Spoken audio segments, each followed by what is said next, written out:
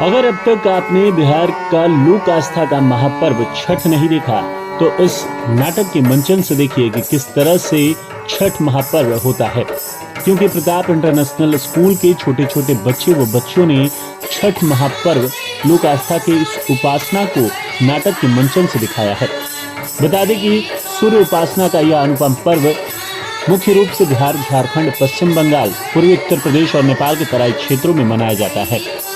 बिहार में हिंदुओं द्वारा मनाए जाने वाले इस पर्व को इस्लाम सहित अन्य धर्मावलंबी भी मनाते देखे जाते हैं। यह त्योहार विश्व भर में प्रचलित हो गया है। सूर्य, प्रकृति, जल, वायु और उनकी बहन छठ मैया को छठ पूजा समर्पित है।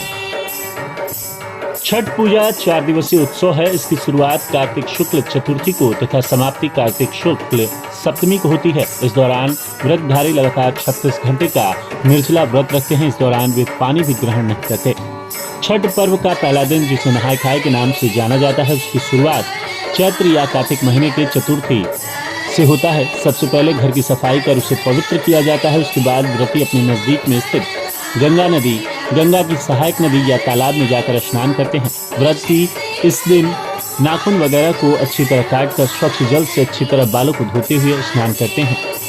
लौटते समय वो अपने साथ गंगा जल लेकर आते हैं, जिसका उपयोग वे खाना बनाने में करते हैं। वे अपने घर के आसपास को साफ सुथरा रखते हैं। व्रती इस दिन सिर्फ एक बार ही खाना खाते हैं। खाना में व्रती कद्दू की सब्जी, मूंग, चना दाल, चावल का उपयोग करते हैं। तली हुई पूरियां, पराठे, सब्जियां आदि वर्जित हैं। यह खाना कांसे या मिट्टी के बर्तन में पकाया जाता है। खाना पकाने के लिए आम की लकड़ी और मिट्टी के चूल्हे का इस्तेमाल किया जाता है। जब खाना बन जाता है तो सर्वप्रथम व्रती खाना खाते हैं। उसके बाद ही परिवार के अन्य सदस्य खाना खाते हैं। इसके बाद छठ पर्व का दूसरा दिन, जिसे खरना या लोहड़ के नाम से जाना जाता है, चैत्र या कार्तिक महीने के पंचमी को मनाया जाता है। इस दिन व्रती पूरे दिन उपवास रखते हैं। अन्न तो दूर की बात है, सूर्यास्त से पहले पानी की एक बूंद तक ग्रहण करते हैं। शाम को चावल, गुड़ और गन्ने के रस का उपयोग कर खीर बनाया जाता है। खाना बनाने में नमक और चीनी का प्रयोग नहीं किया जाता।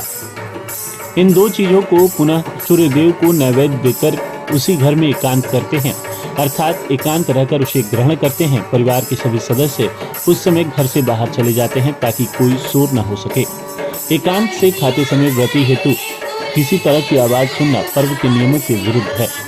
पुनः व्रती खाकर अपने सभी परिवारजनों एवं मित्रों, रिश्तेदारों को वही खीर रोटी का प्रसाद खिलाते हैं।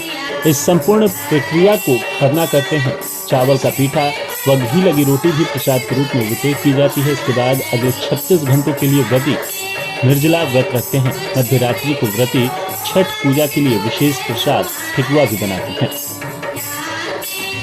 छठ पर्व का तीसरा दिन, जिसे संध्या अर्घ के नाम से जाना जाता है, चैत्र या कार्तिक शुक्ल षष्ठी को मनाया जाता है। पूरे दिन सभी लोग मिलकर पूजा की तैयारियां करते हैं। छठ पूजा के लिए विशेष प्रसाद जैसे ठेकुआ, चावल के लड्डू, जिसे कचवनिया भी कहा जाता है, बनाया जाता है।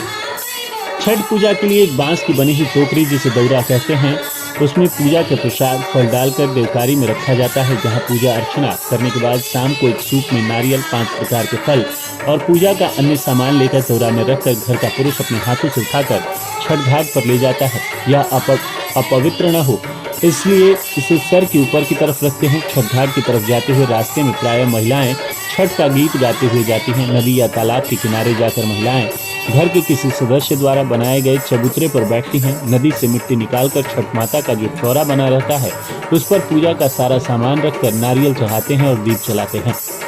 सूर्यास्त से ही कुछ समय पहले सूर्यदेव की पूजा का सारा सामान लेकर घुटने भर पानी में जाकर खड़े हो जाते हैं और डूबते हुए सूर्य को अर्घ देकर 5 बार परिक्रमा करते हैं। सामग्रियों में व्रतियों द्वारा स्वनिर्मित गेहूं के आटे से निर्मित ठेकुआ सम्मिलित होता है। यह ठेकुआ इसलिए कहलाता है क्योंकि इसे काट के विशेष प्रकार की डिजाइनदार फर्म पर आटे की लुगदी को ठोककर बनाया जाता है।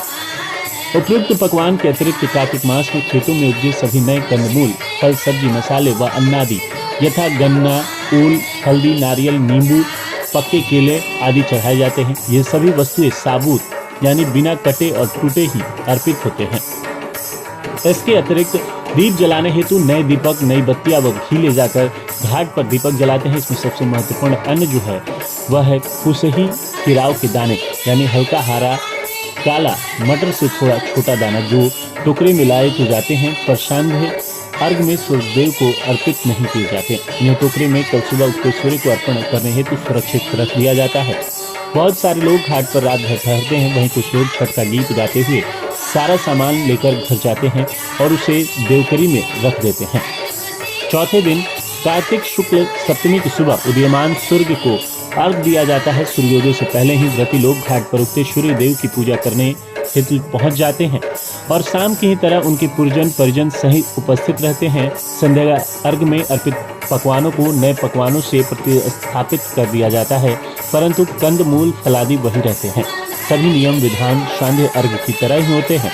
सिर्फ व्रती लोग इस समय पूरब की ओर मुँह कर पानी में खड़े होते हैं व सूर्य उपासना करते हैं। पूजा अर्चना समाप्त उपरांत घाट का पूजन होता है। वहां उपस्थित लोगों में प्रसाद वितरण करके व्रती घर आ जाते हैं और घर पर भी अपने परिवार आदि को प्रसाद वितरण करते हैं। व्रती घर वापस आकर गांव के पीपल के पेड़ जिसको ब्रह्म बाबा कहते हैं वहां जाकर पूजा भी करते हैं। पूजा के पश्चात व्रती कच्चे दूध का शरबत पीकर तथा थोड़ा प्रसाद खाकर व्रत पूर्ण करते हैं, जिसे पारण या परना कहते हैं। व्रती लोग खरना दिन से आज तक निर्जला उपवासोपरांत आज सुबह ही नमक युक्त भोजन भी करते हैं।